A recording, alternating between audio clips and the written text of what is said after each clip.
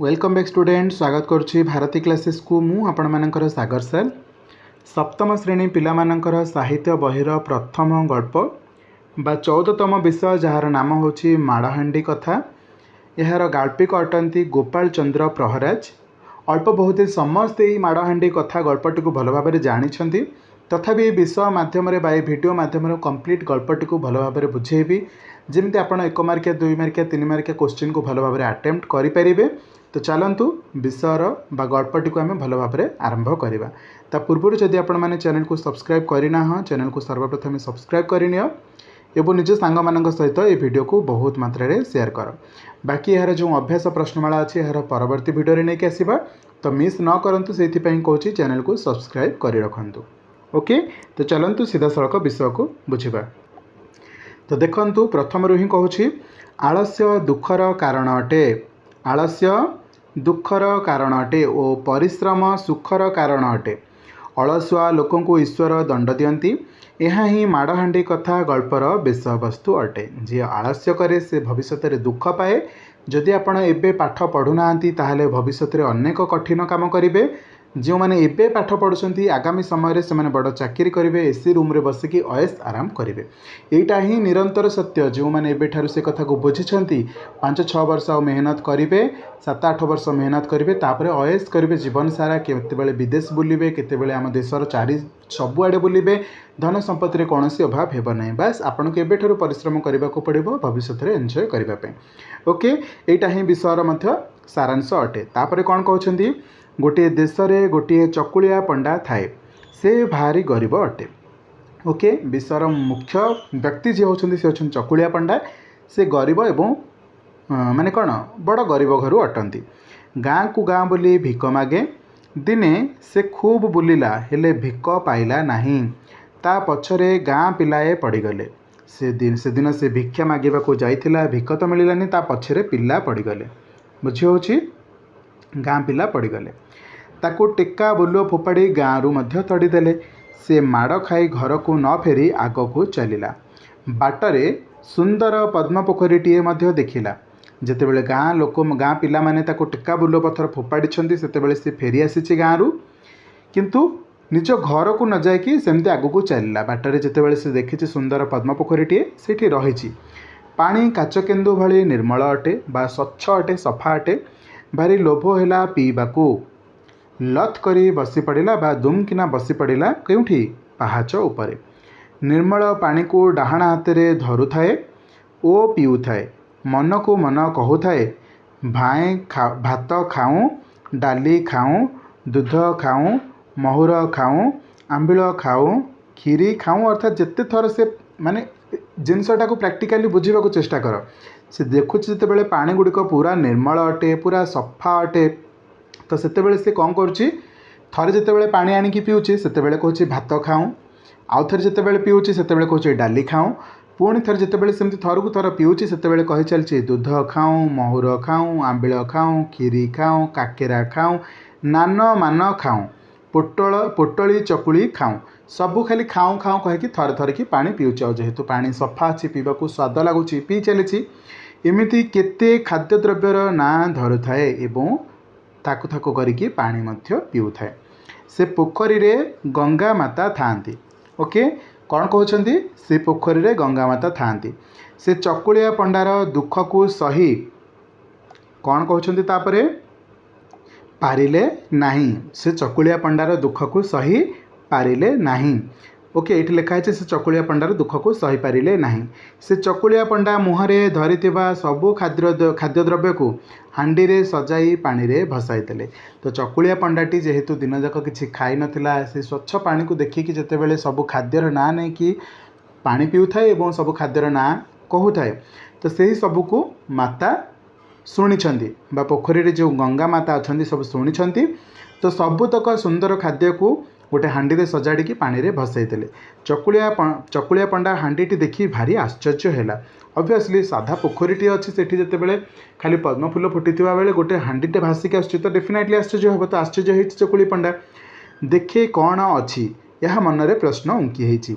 यह भाभी हांडीटी खोली देखी दे आनंद रे फाटी पड़िला। अर्थात जितेबाला सी हांडीटी खोलिकी देखी तार आनंद कहले न सरे। मन भरी खाद्य खाई हांडीटी नहीं चलला। अर्थात से अनेक सारा खाद्य थिला, से सबू खाद्य को मन भरिकी खाइला और हांडीटी नहीं चलला कुआडे बोऊ पाई नहीं गला। कहीं बो भी से जो भिक्षावृत्ति करे से जो खाद्य मिले निजे खाए और बो पे नहीं जाए। तो आज मिलनी तो खाईनी कि खाया नहीं भी जाए, तो ये जेहेतु मिली से सबको जी खावा कथा खाई बाकी नहीं जाइए बो पाई। घरे पहुँचवा बेलू माँ न थाए, गाँ भीतर को दुख करने को जाए। हांडीटी हांडीशाल शिकार रखिला। माँ गाँ रु पाइटी सारी भोकरे फेरी देखे तो पुओ निश्चिंत शोची।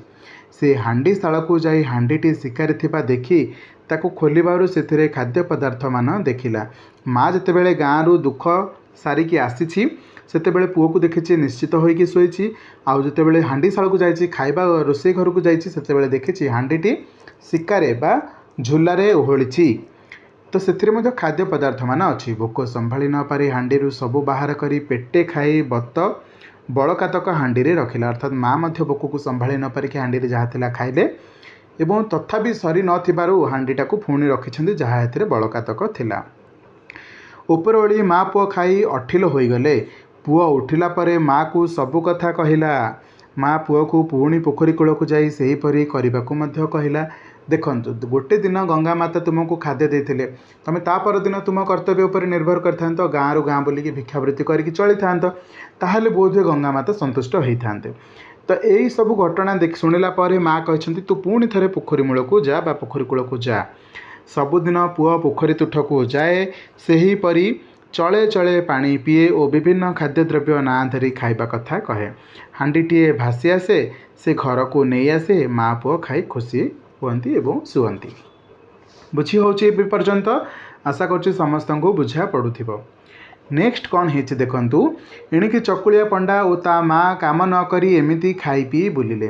गंगा माता भाविले संसार जाक यांकू देखी सेमिति हेबे, तेणु जदि एमिति ये हैला, जदि आउ कहा पाख पर्यंत कथा गला तो समस्ते आसिकी से कूल मूल आसिकी पानी पीवा बहाना रे खाइबा ना कहबे एवं गंगा माता समस्त की खाइबा को देबे, तो समस्ते अलसुआ स्वभावर हे जिवे।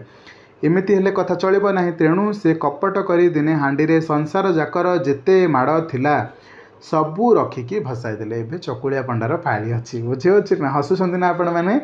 बहुत बढ़िया। तो एबे चकुलिया पंडार बैंड बाजिबो। गंगा माता सेपटे सबूतक माड़ दुनिया जाकर जिते प्रकार माड़ अच्छी विधा गोईठा सबू जिनिस भरिकी हांडी रे भसैकी छाड़ी।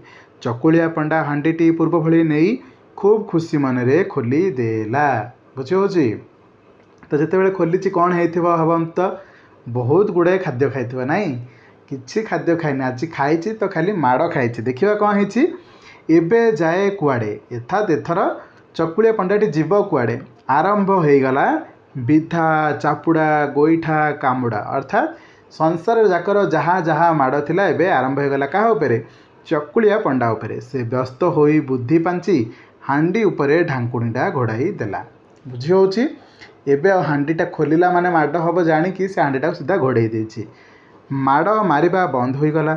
से हांडीटी नहीं कि घर को गला। तार राग माँ उपरे एबे रहिला। काहेकि ना प्रथम दिन जितेबाला से खाद्य नहीं जाइथिला, जदि माँ ताको कहिथांता द्वितीय दिन रे कि नाई तू भिक्षावृत्ति करके खाद्य आणे, ताहले बोध हुए पुओ एते बड़ भूल करने को जाई नथांता। हुए तो जदि भी पुओर एभली भूल काम करने को इच्छा होता, अर्थात पुनर्बार खाइबा पई से पोखरी मूल को जावाक इच्छा होता, बोध हुए माँ ताको आकट करदेबार थिला। तो जेहेतु एबे से सब कथा को बुझी पारुची, निजे गुडाए माड़ खाई, तो भाविला मु खाइला बेले खाद्य माँ भी खाई, तो आज जो माड़ मु खाई माँ भी खाऊ। तो राग तम तमरे घर को लेकिन जाइए कौन हांडीटी की शिकारे हांडीटी मध्य रखीदेला। माँ गाँ बुला सारी हांडीटी नहीं महाआनंद रे खाइबा को ढांकुणीटी खोली देइछंती। तो कौन है भावतु, माँ मध्य गुड़े खाद्य खाइथिबे। केमतिका खाद्य? विधा गोईठा चापुड़ा कामड़ा ये खाद्य खाइथिबे। तो चलते जानिबा। संगे संगे माड़ उपरे माड़ विधा चापुड़ा गोईठा आरंभ हो गला। बुढ़ी रड्डी छाड़ू थाए, हेले शुणुछि किए? हठात तार बुद्धि पशिला। से हठात पलमटा हांडी उपरे घोड़ाई देला, बा हांडीर जो घोड़णीटा थिला सांगे सांगे आनिकी घोड़ाई देले।